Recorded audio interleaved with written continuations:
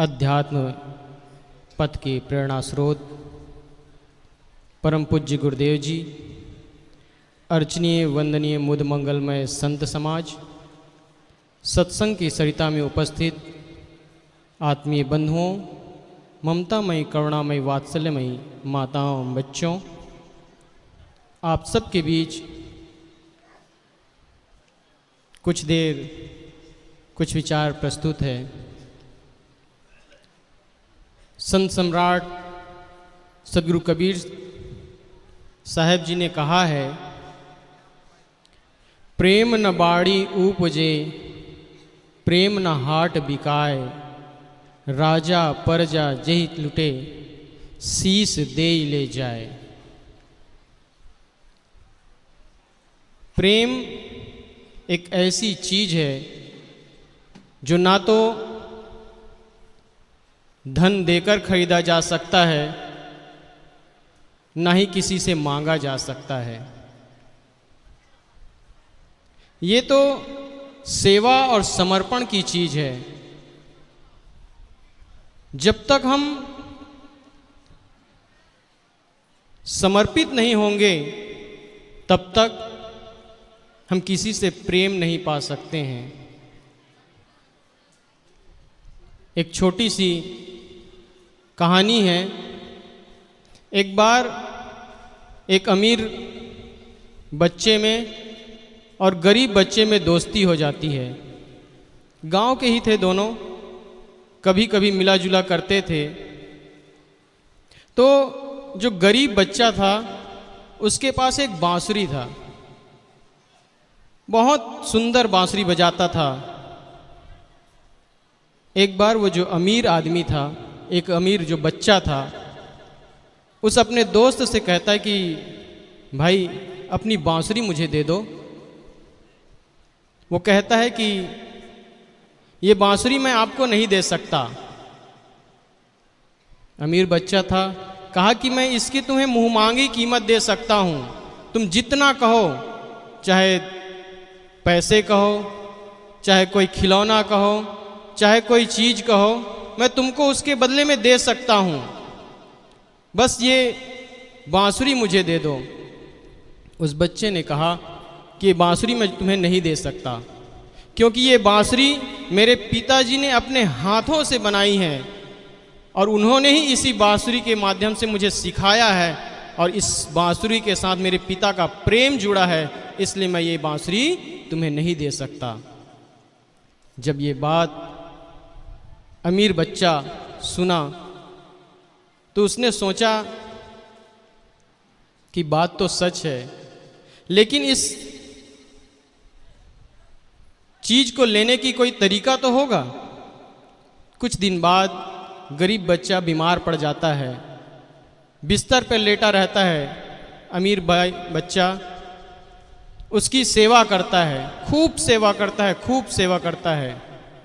जब भी अपने घर से आता तो उसके लिए सूप ले आता, कुछ खाने का फल, कुछ मिठाई, कुछ भी ले आता।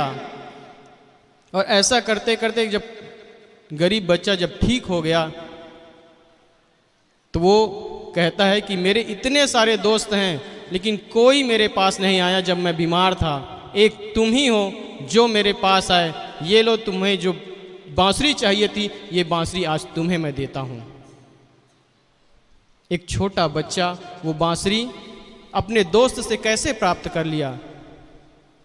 उसकी सेवा करके, उसका प्यार जीत करके, उसका प्रेम इतना बढ़ गया कि एक छोटा बच्चा भी अपनी बांसुरी सहज दे गया। आप लोग जानते हैं कि छोटे बच्चे अपनी कोई चीज कभी किसी दूसरे को नहीं देना चाहते, लेकिन वो बच्चा आसानी से दे दिया। क्यों? क्योंकि प्रेम। इसीलिए सदगुरु कबीर ने कहा है कि प्रेम न बाड़ी उपजे, प्रेम न हाट बिकाए, राजा परजा जेहि रुचे, शीस दे ले जाए। हम सब गुरु के सामने, संतों के सामने बंदगी करते हैं, प्रणाम करते हैं। उसका सूचक क्या है? उसका सूचक यही है कि हम अपने अहंकार को गुरु के चरणों में समर्पित कर दें। हम सब अहंकार के जहाज पर उड़ा करते हैं, हमेशा अहंकार के जहाज में बैठे रहते हैं, इसीलिए हम सत्य से दूर हो जाते हैं। अहंकार के जहाज से उतरकर प्रेम और विनम्रता की नाव में सवार हो जाएं, तो हम सबका जीवन सहज ही सुंदर और सुलभ हो सकता है। मैं कहना चाहता हूं कि हम सब जिस दौर से गुजर रहे हैं, हम सब जिस उम्र के जिस पड़ाव से गुजर रहे हैं, यूं कहें तो आज की जो परिवेश, आज के जो समाज, आज का जो धर्म, ये हमेशा की तरह नहीं है। बहुत कुछ बदलता जा रहा है, बदलता जा रहा है, बदलता जा रहा है। और हम सबको इस स्थिति में भी, इस समय में भी अपने जीवन को अच्छा बनाना है। मैं अक्सर कहा करता हूं कि health loss nothing loss, wealth loss nothing loss, health loss some loss, but character is loss, everything is loss. मतलब धन गया तो कुछ भी नहीं गया, धन गया तो कुछ भी नहीं गया, स्वास्थ्य गया तो कुछ गया, लेकिन चरित्र गया तो सब कुछ गया। हमारा चरित्र न खोने पाए, हमारा स्वभाव न बिगड़ने पाए, हमारे अंदर जो मुस्कुराने की क्षमता है, हमारे अंदर जो हंसने का गुण है, ये कभी खत्म ना होने पाए। इसलिए हमेशा याद रखिए, हंसते हुए अपने जीवन को गुजारने का काम करिए। कभी गमगीन आपके चेहरे में 12 ना बजे रहें। आप लोग कहते हैं ना कि किसी के चेहरे में 12 बजा होता है, तो इस चीज को समझें। हमारे जीवन में इतनी खुशहाली आ जाए, इतना सुख हो जाए कि हमारा जीवन हमेशा आनंदित और खुशनुमा बना रहे।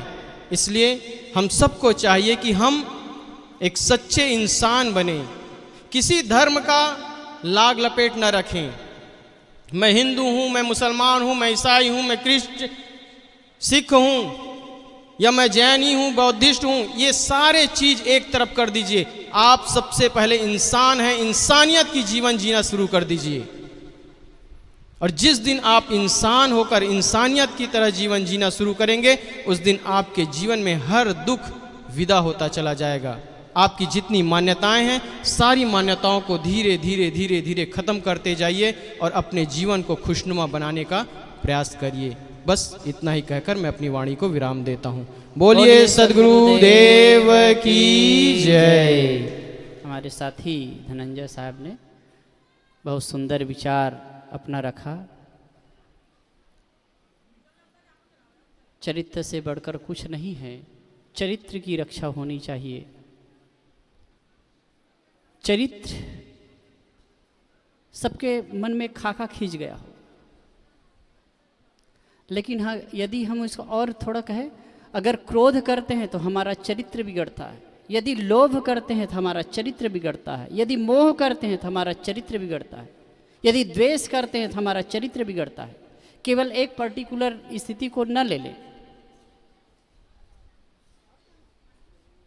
यदि हम किसी के प्रति गलत विचारते हैं तो हमारा चरित्र बिगड़ता है, क्योंकि व्यक्तित्व का निर्माण हमारी सोच से होनी है। अगर हमारी सोच गलत है तो हमारा सारा कुछ गलत हो जाएगा। हम गलत करेंगे, गलत बोलेंगे,